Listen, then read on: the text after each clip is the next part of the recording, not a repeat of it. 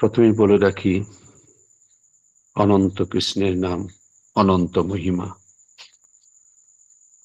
নারদাদি ব্যাসদেব দিতে নারে সীমা। সে অনন্ত অসীমের কথা বলার যোগ্যতা নেই। একমাত্র তিনি দয়া করলে তবেই কিছু পরিবেশিত হয়।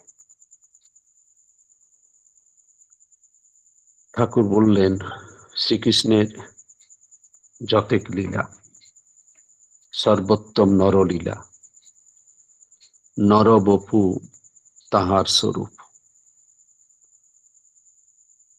গোপবেশ বেণুকর নবকিশোর নটবর, নরলীলার হয় অনুরূপ।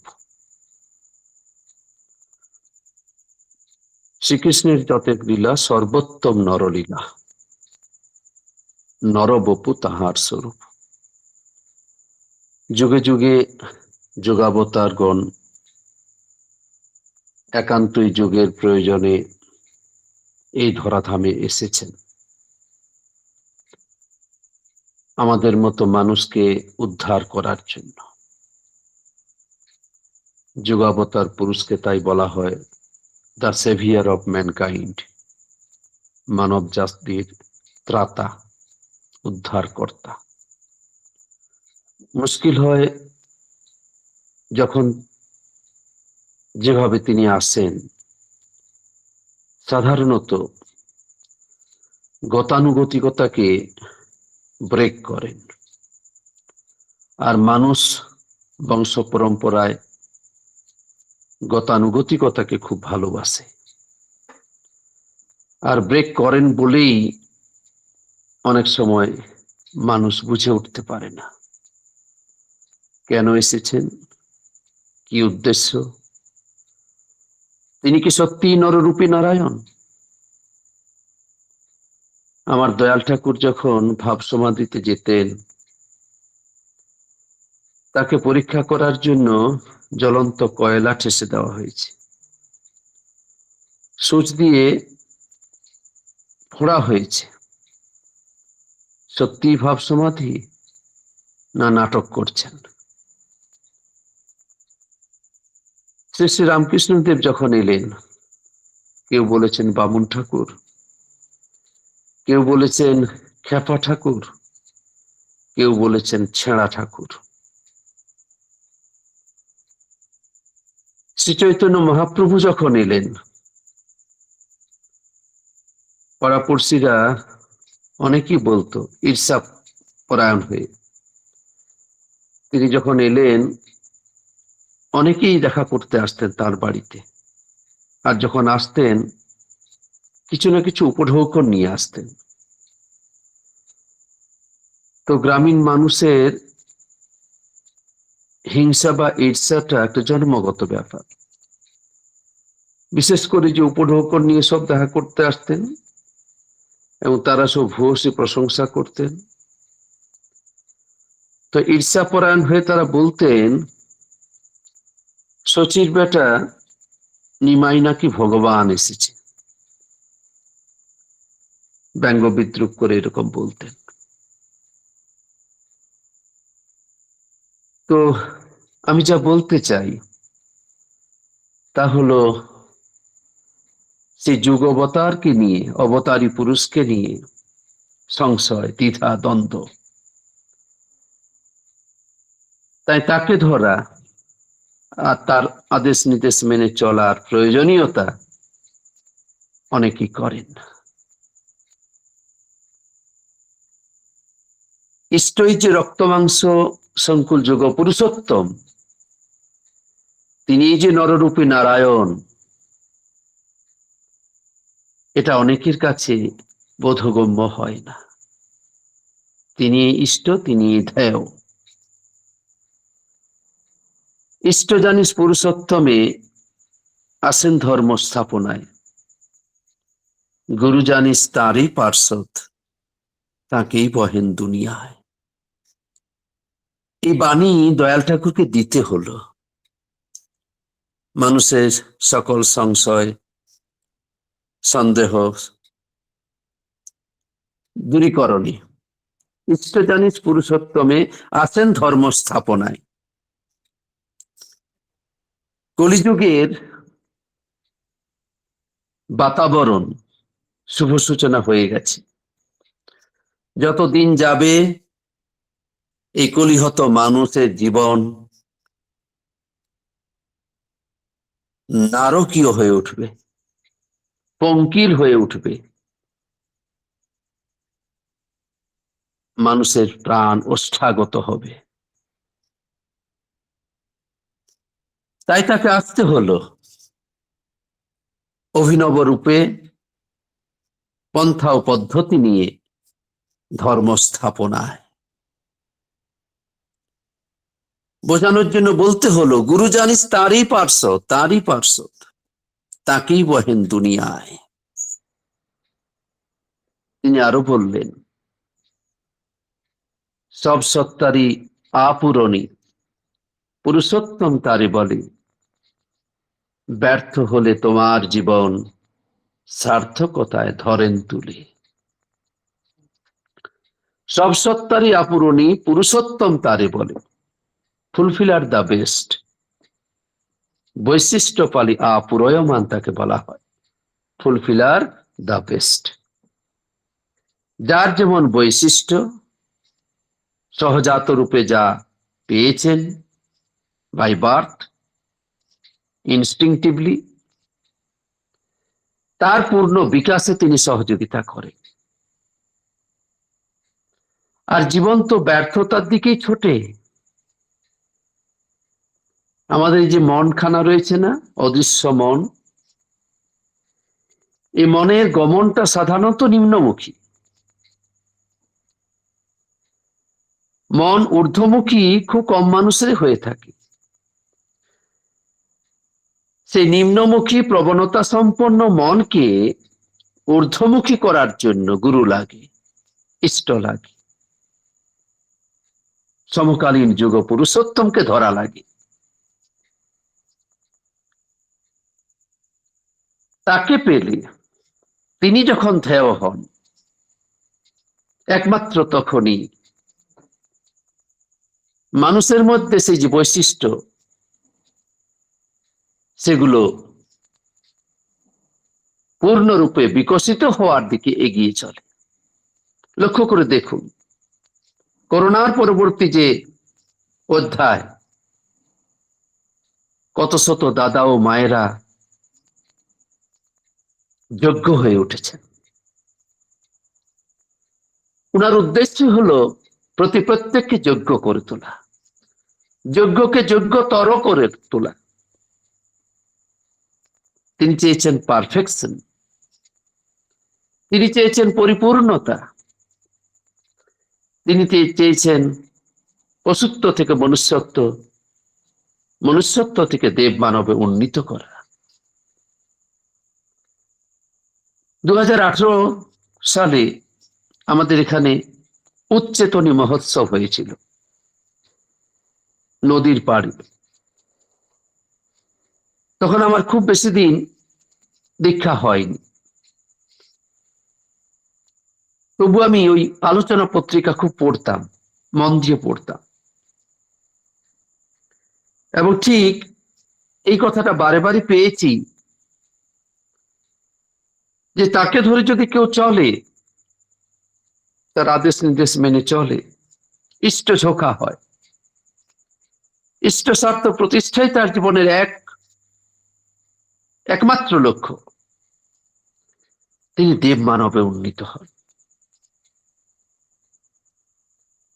তো 5-6 জন ভদ্রলোক সৎসঙ্গী নদীর পাড়ে দাঁড়িয়ে আছে, দীর্ঘাঙ্গী, প্রায় 6 ফুট চেহারা, লম্বা প্রত্যেকে,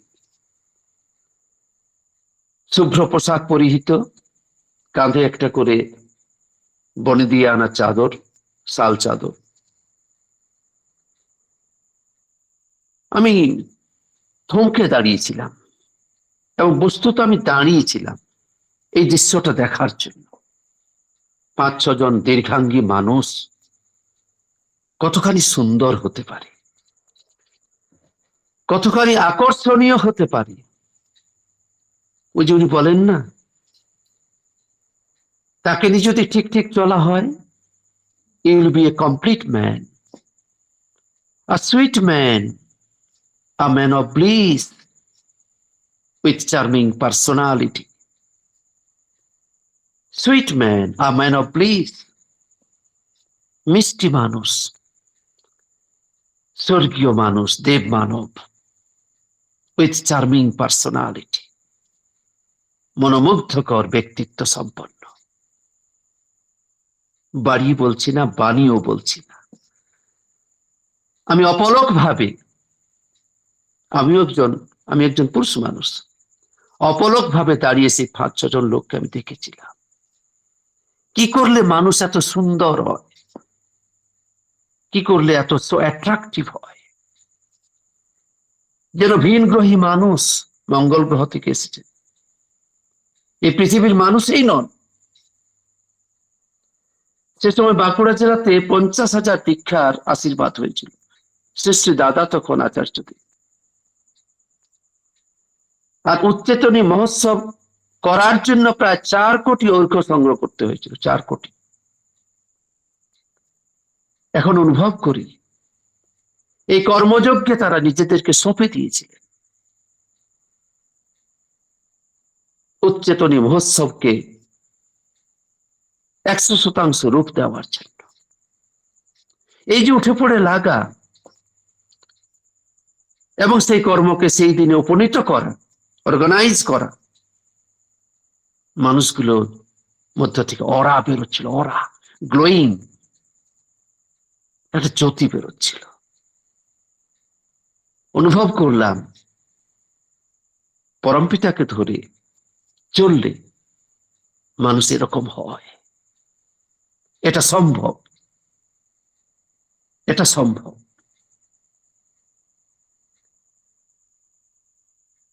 তিনি আমাদের সতর্ক করলেন, কেন তাকে প্রতিষ্ঠা করতে গিয়ে আমাদের যে বাধা বিপত্তি প্রতিবন্ধকতা এসে পড়ে, তা হলো পদে পদে কুলগুরুর কথা দেখবেন চলে আসে। তো সেই সময় যখন তিনি নরলীলা করছে, আজ থেকে আরো একটু পিছিয়ে পড়া সময়, চারিদিকে কুলগুরুদের দাপাদাপি, সদ্গুরু ধরার প্রয়োজনীয়তা মানুষও যেমন মনে করেন না, কুলগুরুরাও কখনো ঠেলে দেন না, যাও তুমি যাও। সেই মহামানব যখন এসে পড়েছেন, তোমরা তার দিকে যাও। দয়াল ঠাকুর বলেছেন, একজন আদর্শ কুলগুরু এ কাজ করবেন। কুলগুরু দীক্ষা আমাদের কৃষ্টির মধ্যে পড়ে, সংস্কৃতির মধ্যে পড়ে, পরম্পরার মধ্যে পড়ে। পুরুষোত্তমের আবির্ভাবে সঞ্চারণার অধিকার অন্য কারো থাকতে পারে এমন কেউই থাকে না।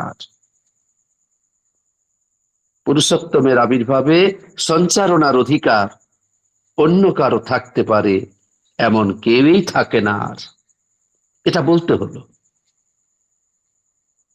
এই 4 লাইন তাকে উচ্চারণ করতে হলো মানুষের ভ্রমকে কাটানোর জন্য, কুলগুরুদের হাত থেকে রক্ষা পাওয়ার জন্য। এভাবে বলছি কেন? এই যুগে, এই সময়ে দাঁড়িয়ে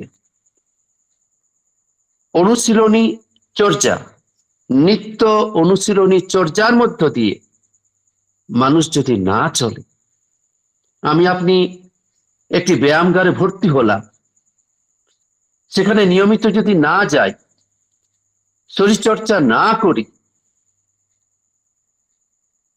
খাদ্য গ্রহণ এ বিষয়ে যদি সংযমী না হই,